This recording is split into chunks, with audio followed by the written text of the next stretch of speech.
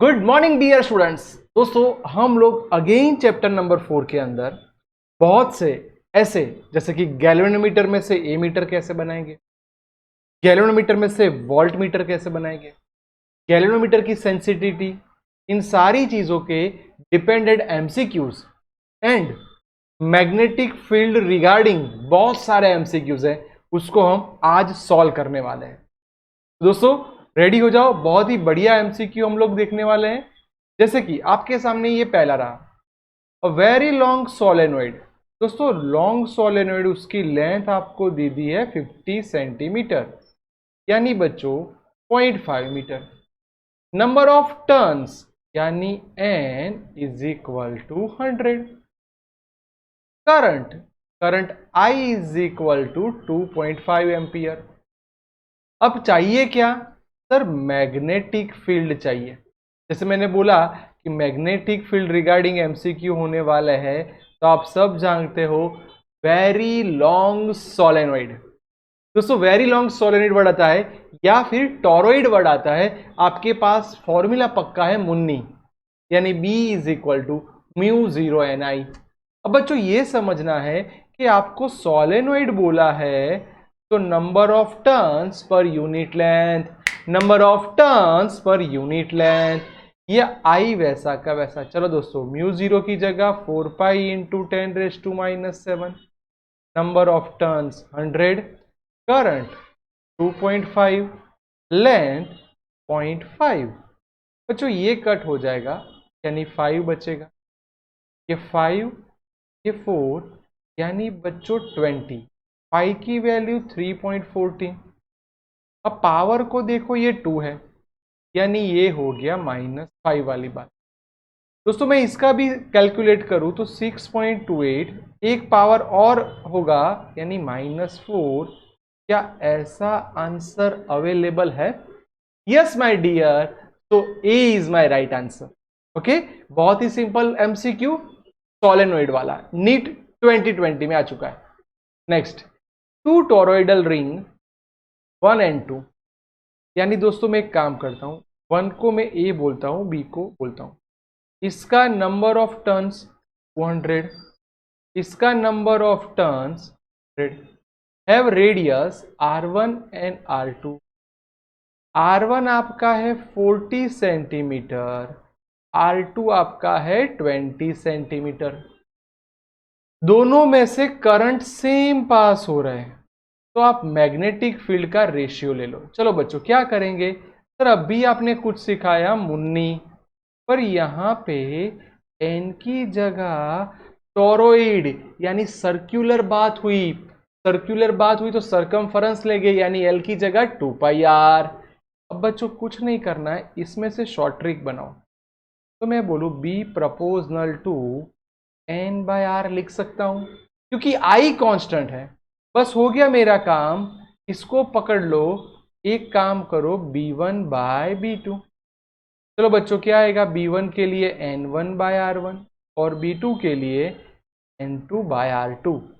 n1 यानी दोस्तों आपका आंसर आया 200, R2 यानी सेकंड की radius 20 centimetre, R1 40 centimetre, n2 100, 1 2 3। Sir दोस्तों ये सारी चीज कट हो गई यानी B1 is equal to B2 आ गया, यानी उसका रेशियो इक्वल। 2019 का ये एमसीक्यू था नीट का। क्यों? सिंपल एमसीक्यू हो गया, मुन्नी वाला concept. Next, arrangement of 3 parallel straight wire, यानी ये 1 ये 2। अब सुनना और बहुत शांति से बच्चों इस स्टेटमेंट को समझना। करंट I पास हो रहा है, सेम डायरेक्शन, तो मैग्नीट्यूड पर यूनिट लेंथ, फोर्स पर यूनिट लेंथ। तो बच्चों 2 वायर होते हैं, P is equal to mu naught I1 I2 L upon 2πy। याद होगा 2 पैरेलल वायर का ये फॉर्मूला था। अब फोर्स पर यूनिट लेंथ बोला है यानी लेंथ को हम नीचे ले जाएंगे। बच्चों आपको थोड़ा बहुत यहाँ पे समझना होगा। जैसे कि मैं इसकी बात करता हूँ, कितना डिस्टेंस है D, पहला काम y is equal to D हो जाएगा, f वैसा का वैसा, naught I1 I2 both are equal, so I square 2 pi D. L को मैं नीचे ले जाता हूं, यानी ये मेरा एक इक्वेशन हो गया। बच्चों ये मेरा किसका हुआ, इसका हुआ, एज वेल एज दूसरे का भी यही आएगा। अब हमें रिजल्टेंट देखना है, तो ये पाइथागोरस वाला कंसेप्ट आया, फर्स्ट का स्क्वायर और सेकंड का स्क्वायर रूट। यानी बच्चों ये टर्म हमें पता ही चल गया कि 2 बार आने वाला है, यानी उसको मैं स्क्वायर निकाल दूं और √2f/l, यानी finally f dash is equal to f/l की value naught I square upon 2 pi D. बच्चों ये देखो, ये आपके सामने आ गया आंसर, तो B is my right answer.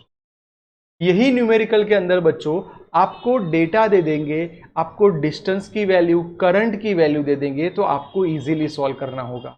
Okay, next दोस्तों, बहुत ही इंपॉर्टेंट एमसीक्यू, आपको लूप ABCD दिया है, देख सकते हो A B C and D, ये आपका करंट पास हो रहा है इस डायरेक्शन में।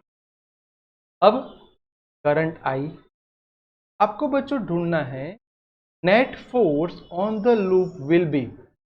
अब एक ये वायर है, देखो ये इसमें से करंट पास हो रहा है, देख सकते हो आप, कैपिटल I, और इसका करंट। बच्चों में AB वायर के लिए सोचूं तो उसका फोर्स का फॉर्मूला क्या आएगा, F is equal to sir μ0 I1 I2 L upon 2 pi y, यानी ये मेरा डिस्टेंस हो गया, क्योंकि देख सकते हो इनका डिस्टेंस कितना है बच्चों, L/2।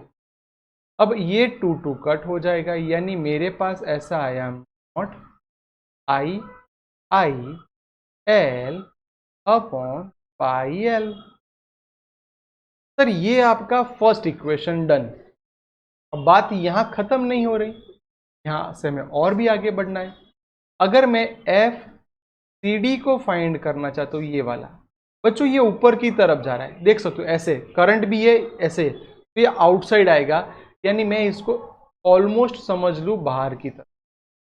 इसके लिए भी दोस्तों फॉर्मूला लिखेंगे, तो μ0 capital I small I L upon 2 पाई।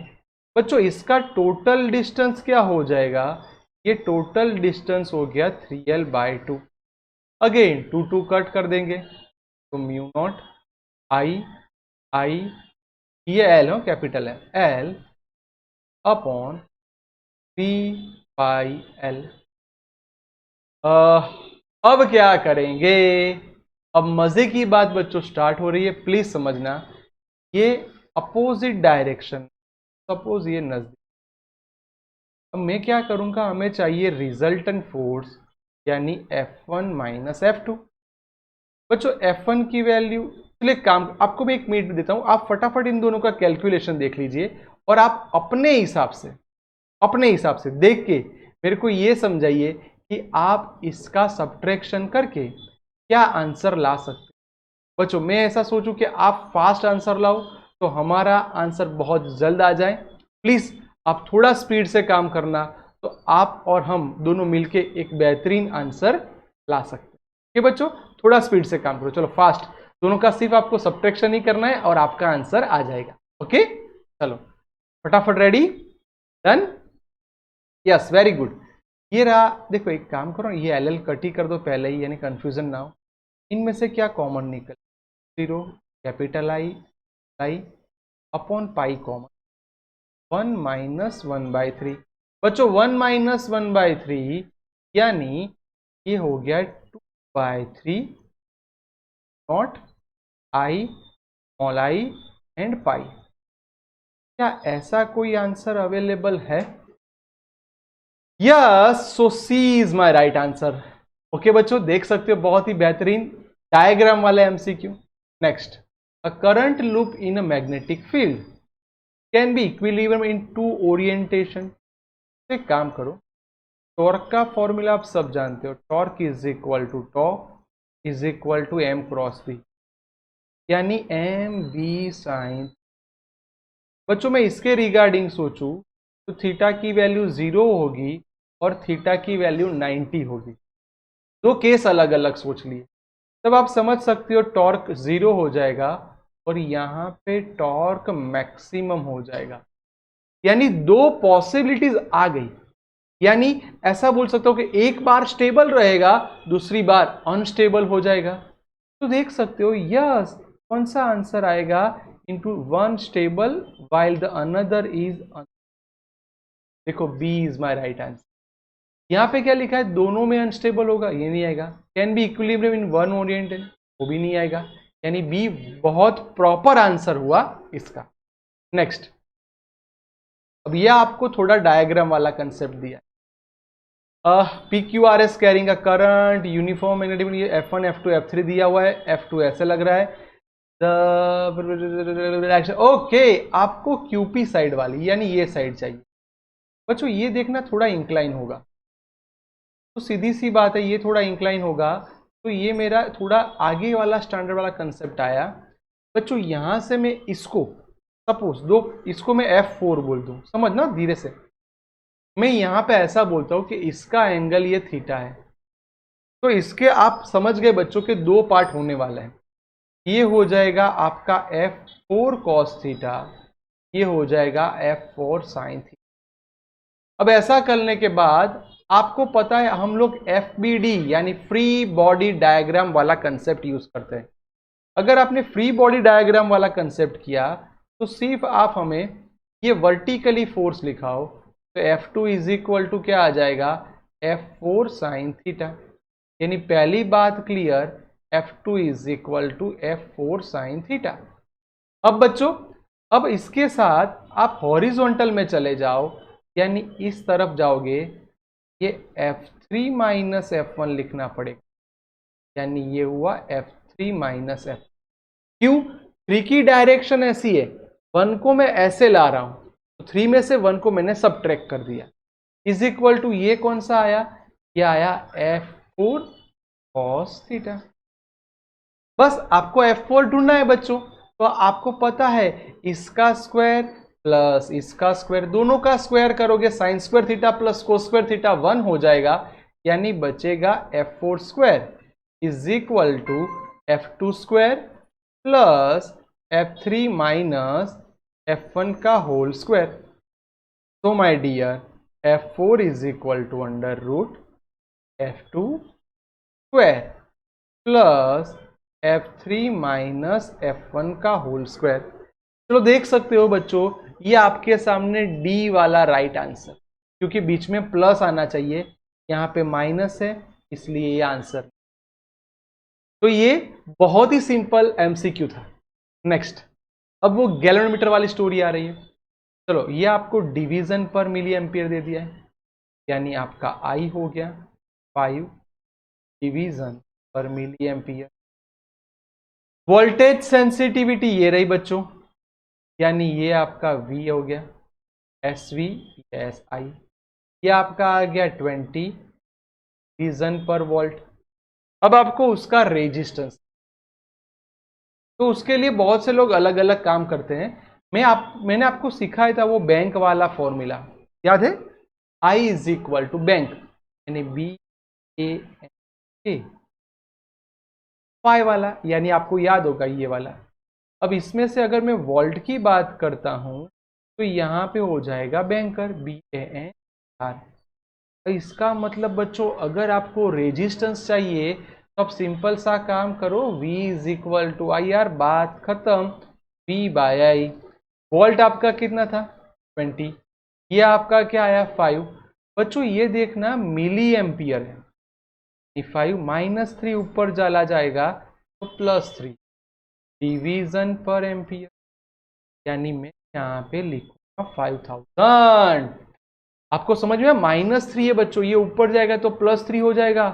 अब आप इसको बहुत शांति से देखो, मैं आपको 2 मिनट देता हूं, इसका फटाफट आप कैलकुलेट करो और अपने माइंड में इसका आंसर बनाओ, क्योंकि आपको उल्टा करना पड़ेगा, समझे आप।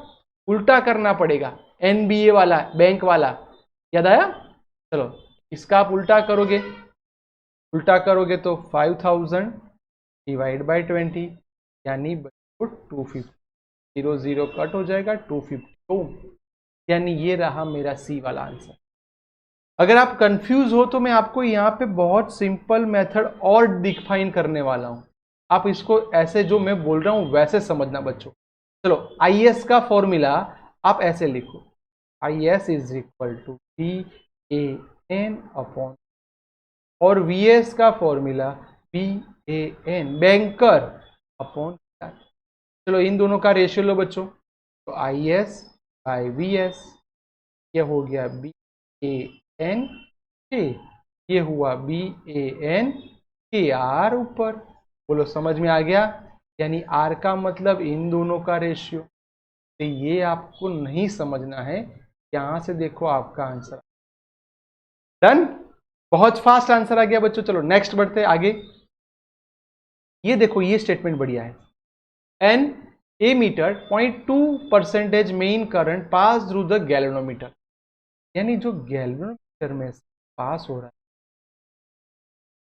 मेन करंट, यानी बच्चों बाय 100 को मैं मेन करंट वाले लिख दूं।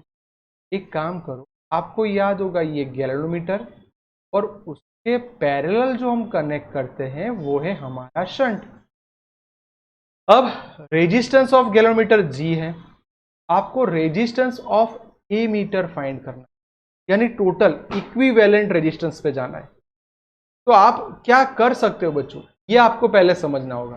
तो आपके सामने ये आ गया, आप बच्चों यहां से आपके पास IG आ गया, इसके हिसाब से IS आ जाएगा, देख सकते हो है ना। जैसे ही IS IG मिल जाए आप G एंड S को कैलकुलेट कर दो और उसके बाद बच्चों आप फाइनल आंसर में। ओके चलो हम इसको अच्छे से लिखते हैं, ये मेरा IG हो गया। IS चाहिए तो समझ गए आप, I माइनस IG करना पड़ेगा, यस और नो, यानी I माइनस 2/100। इसका मतलब दोस्तों इसका कैलकुलेट करो, सो सिंपल सी बात हो गई, 98 डिवाइड बाय 100I। ये बहुत सिंपल हो गया ना, क्योंकि 0.2 है बच्चों, 0.2 का मतलब ये हम लोग ऐसे लिख सकते हैं। अब क्या करेंगे, तो अब इसको थोड़ा और मॉडिफाई करो, 0.2 डिवाइड बाय 100, अब सॉरी ये 0.2 है, ये 0.2 है, समझना। ऐसा हो तो यहाँ पे थोड़ा और करो, चलो 2 डिवाइड बाय 1000 लिख सकते हैं बच्चों, यानी 1/500I। ऐसा इसलिए लिखा कि ये मेरा कैलकुलेशन अब इजी हो जाएगा। ये I में से यानी 1 में से 1/500 में I सब्ट्रैक्ट करूंगा तो ये मेरा कैलकुलेशन थोड़ा सिंपल हो जाएगा, 499 डिवाइड बाय 500I। क्यों ऐसा कर रहे हैं बच्चों, आप समझो, आपको पता है ये दोनों पैरेलल में है तो दोनों का वोल्टेज इक्वल होने वाला है। चलो क्या था formula, V is equal to IR, यानी IG into G is equal to IS into S। चलो IG का फॉर्मूला सर ये रहा, 1 डिवाइड बाय 500I। G तो आपको दिया है, IS का फॉर्मूला 499 डिवाइड बाय 500I, बस I कट 500 कस। बच्चों इसका मतलब आपको S मिल गया G बाय 499। सब लोग ये आंसर समझते, ये शंट का रेजिस्टेंस है बच्चों। आपको किसका रेजिस्टेंस पूछा है, देखो ए मीटर का, इसका मतलब यहां पे आपको ध्यान रखना पड़ेगा, resistance of ammeter is equal to 1/S plus 1/G, both are in parallel. अब इसको ऐसे भी लिख सकते हैं सर, मल्टीप्लीकेशन अपॉन एडिशन, तो ये बेहतर होगा। चलो G बाय 499, G का तो G रहेगा, यहाँ पे G बाय 499 प्लस ये, इसको मैं ऐसे लिखूँ G² बाय 499, और इसको कैलकुलेट करोगे तो 500G बाय 499, 499 499, एक G, यानी मेरा आंसर क्या आया, ये रहा मेरा आंसर। यस, इसको मतलब बच्चों आप ध्यान से देखो, आपका आंसर सही मायने में रेजिस्टेंस का क्या आना चाहिए, तो देख सकते हो आपके पास सी वाला आंसर आया। मैं इसलिए आप सबको, जो बच्चे यहाँ पे गलती करते हैं, ये आपका रेजिस्टेंस शंट का है, गलती मत करना बच्चों। Okay, next. अब इसके बाद क्या बोला है, sorry, to convert galvanometer to volt meter. चलो गैल्वेनोमीटर टू वोल्ट मीटर में जाना है तो आपको पहली बात सीरीज में कन्वर्ट करना पड़ेगा, यानी याद होगा रेजिस्टेंस सीरीज ज्वाइंट करना पड़ेगा, और उसका रेजिस्टेंस कैसा होना चाहिए, हाई। तो ये रहा हाई रेजिस्टेंस इन। बच्चों इसके साथ मैं पूछूं गैल्वेनोमीटर का ए मीटर करना है तो आपको शंट ज्वाइंट करना पड़ेगा, और वो पैरेलल में होगा और उसका लो रेजिस्टेंस होगा। तो समझना बच्चों, अगर ये option galvanometer to ammeter के लिए आएगा तो एक एमसीक्यू साथ उसके जैसा अगर एमसीक्यू आता है तो वो भी आप सॉल्व कर सकते हैं। नेक्स्ट, गैल्वेनोमीटर कॉइल रेजिस्टेंस, ये रहा उसका रेजिस्टेंस 100 ओम। फुल डिफ्लेक्शन आई 30 मिली एम्पियर यानी -3 एम्पियर, वोल्टेज V 30 वोल्ट। आपको उसके लिए कितना रेजिस्टेंस चाहिए, चलो आप सबको याद है बच्चों, RS is equal to V/IG minus G. Repeat, V/IG minus G. अब इसका ही कंसेप्ट आपको यूज करना है, और इसका ही कंसेप्ट आप यूज करके ये नेक्स्ट रेजिस्टेंस ला सकते हो। चलो आपको इसके हिसाब से देखो, वोल्टेज कितना दिया है 30 है ना, चलो फटाफट वैल्यू पुट करो। ये रहा मेरा वोल्टेज। IG कितना दिया है मेरे बच्चों, तो ये 30, 10⁻³ ऊपर चला जाएगा तो ये G की वैल्यू 100, 30 कट, यानी मेरा आंसर आया 900 ohm. Yes, so A is my right answer. तो ये धीरे धीरे हम लोग galvanometer to ammeter, galvanometer to volt meter समझ रहे हैं।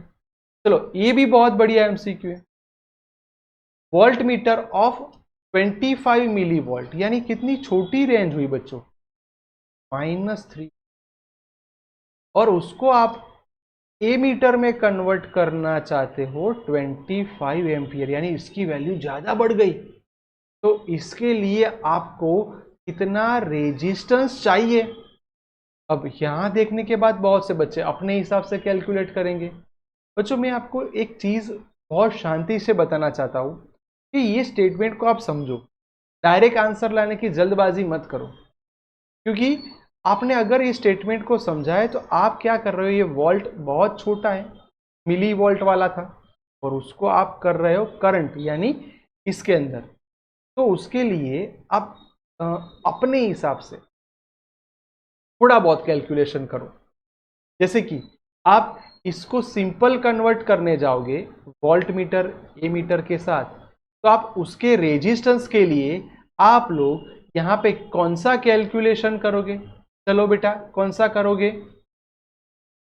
तो बच्चों आप यहां पे वो शंट के साथ, टेक्स्ट बुक में फॉर्मूला नहीं है चाहिए वो, यानी रेजिस्टेंस V/I - IG, पर यहाँ पे IG बहुत छोटा इसलिए निग्लिजिबल हो जाएगा, यानी V/I। वोल्टेज 25 × 10⁻³ करंट 25, कट यानी मेरा नेसेसरी रेजिस्टेंस ये आया बहुत ही छोटा, तो A is my right answer. Please ये वोल्ट मीटर का ए मीटर बनाने के लिए हम डायरेक्ट कैसे यूज करेंगे उसका फॉर्मूला है। नेक्स्ट बच्चों, चलो ये भी बेहतरीन फॉर्मूला है। गैल्वेनोमीटर ये G इस शंट बाय अ रेजिस्टेंस, यानी इसके साथ आपने शंट कनेक्ट कर दिया। To keep main current in the circuit unchanged, the resistance to be put in the series with galvanometer is, यानी आपको अब इसके साथ कितना गैल्वेनोमीटर वाला ज्वाइंट करना पड़ेगा। यानी देखा बच्चों, आपको यहां से थोड़ा बहुत सोचना है कि इसके लिए हमें क्या करना है, यानी आर आपको जो कनेक्ट करना है आर की वैल्यू ढूंढनी है। रिपीट, किसकी वैल्यू, आर की वैल्यू। तो आप देखो बच्चों कि यहां से आप आर कैसे ला सकते हो, है ना। तो देखो इसके साथ मैं यहाँ पे मार्कर चेंज करता हूँ तो आप ज़्यादा जल्दी समझ पाओगे। ये मैंने ड्रॉ कर दिया रेजिस्टेंस। बच्चों ये आजा पॉइंट, ये मेरा आर है, आर। अब इन दोनों को पैरेलल है, यानी ये मल्टीप्लिकेशन अपॉन एडिशन वाली बात हुई, प्लस रेजिस्टेंस सीरीज में है। अब बच्चों ये समझो, इसके साथ आपको ये समझना है कि ये रेजिस्टेंस कितना होना चाहिए, तो आपने बोला उसके हिसाब से गैल्वेनोमीटर जितना, यानी जी। अब आप इसको सिंप्लीफाई करो, चलो ढूंढना है आपको आर, यानी आर को सब्जेक्ट बनाना है। चलो बच्चों आर को सब्जेक्ट बनाओ, जी minus S upon G plus S. तो यहां नीचे लिखता हूं, क्लियर दिखाई दे। एलसीएम ले लो बच्चों, यानी G square plus G S minus G S upon G plus S, ये दोनों कट हो जाएंगे। G square upon R sorry G plus S, यानी D is my right answer. मेरे प्यारे बच्चों आप देख सकते हो कि आपका आंसर डी, डन। स्टेटमेंट को समझना है, यहां पे बहुत छोटी छोटी बातों को ध्यान रखना है। ये भी बहुत बढ़िया MC. A coil shaft is equivalent triangle, यानी एक काम करते हैं, इक्विवेलेंट ट्रायंगल ड्रॉ कर देते हैं। अब यहां से मैग्नेटिक फील्ड पास हो रहा है। अब करंट कितना है बच्चों, आई। टॉर्क टॉ, तो टॉर्क का formula tau is equal to B sine, अब परपेंडिकुलर यानी टॉर्क का मैग्नीट्यूड आ गया एम बी। ये बात तो चलो, क्या ढूंढना है, yes, suspended between the piece of permanent magnetic field such that B is a plane of coil if due to current I triangle torque tau. अब टॉर्क का दूसरा फॉर्मूला था थीटा साइन थी, आई बी आई एन, याद है M की value आई ए, उसके हिसाब से। अब टॉर्क बी, आपने करंट को स्मॉल लिखा है, एन नंबर ऑफ टर्न्स यहाँ पे नहीं बोले हैं तो नंबर ऑफ टर्न्स वन ले लेते हैं। ए एक ही जगह मैंने √3/4 एल स्क्वायर लिखा। ये दोस्तों इक्विवेलेंट ट्राइंगल है, आप समझ गए होंगे। एनी साइड, कोई भी साइड के लिए हम देखना, कोई भी साइड के लिए चाहिए तो √3/4। अब क्या करोगे, आपको यहां से इसको सब्जेक्ट बनाना है, लेंथ को। चलो एल स्क्वायर को सब्जेक्ट बनाओ बच्चों। आप एल स्क्वायर को जैसे सब्जेक्ट बनाओगे तो क्या आएगा, 4 टॉर्क टॉ ये √3 आई। चलो यानी एल इज इक्वल टू √, तो ये चलो लिख देते, कोई बात नहीं, सॉरी 3/4 होगा, सॉरी बच्चों 3/4 होगा। अब इसका रूट निकाल दो तो ये यहाँ अंदर ही लिख दो। चलो 4 टॉर्क 3 पी आई, यानी 2/√3 कॉमन आ जाएगा, raise to 1/2 torque to B I. बच्चों देखो ये 1/2 वाला, क्या कोई मेरा ऑप्शन सेट हो रहा है? बहुत शांति से, कोई जल्दबाजी मत करो, आप इसको शांति समझो। क्या कोई आपका ऑप्शन सेट हो रहा है जिसके अंदर ये आप लिख सकते हो, है ना? दिखाई दे रहा है? Yes sir. अब ये सॉरी मैंने वो √3 आपका कट कर दिया था, मैं वापस लिखता हूँ क्योंकि एनी साइड था इसलिए √3 चाहिए। ये रहा √3, ये रहा √3, और ये √3 अंदर ही रहेगा बच्चों, बाहर नहीं निकल पाएगा, यानी yes B is my right answer, है ना? क्योंकि कोई भी साइड के लिए आपको नहीं पता तो मैं फिर से लिखता हूँ, ए मतलब 3/4 एल्स। ध्यान रखिए कोई भी एक साइड के लिए जब आप एरिया ढूंढोगे तो ये ऑप्शन है। Yes, a square loop carrying a steady current, ये स्टेडी करंट जा रहा है बच्चों सेम डायरेक्शन। चलो सेम डायरेक्शन में इसका मतलब क्या होगा, तो नजदीक आएगा। इस placed horizontal near the long wire carrying current I1, ये I1 और I की बात चल रही है। अब इसके साथ बच्चों आपको ये समझना है कि ये जब ऐसा काम करेगा तो दो करंट को अलग अलग देखो, जो ऊपर वाला करंट है उसके नजदीक से पास हो रहा है, ये सुनो बच्चों, और दूसरा जो करंट है वो उससे दूर से पास हो रहा है।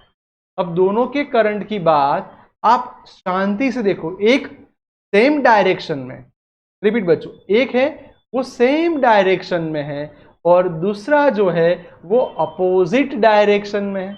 ये सुनो बच्चों, अगर दोनों की डायरेक्शन अपोजिट है, रिपीट, दोनों की डायरेक्शन अपोजिट है, तो आप स्टेटमेंट को पकड़ो, alternative force toward the alternative force लगेगा, है ना, एट्रैक्शन वो देखना पड़ेगा ना बच्चों। नेक्स्ट, ऐसे ही दोस्तों मैं एमसीक्यू आपके लिए लेके आऊंगा जिसके अंदर हम लोग बहुत से अच्छे अच्छे एमसीक्यू सॉल्व करते रहेंगे। ओके, थैंक यू दोस्तों, ऐसे ही हम लोग आगे बढ़ते रहेंगे और आप भी बच्चों अपनी पढ़ाई पे फोकस करना। ओके, बाय एवरीवन बच्चों, टेक केयर।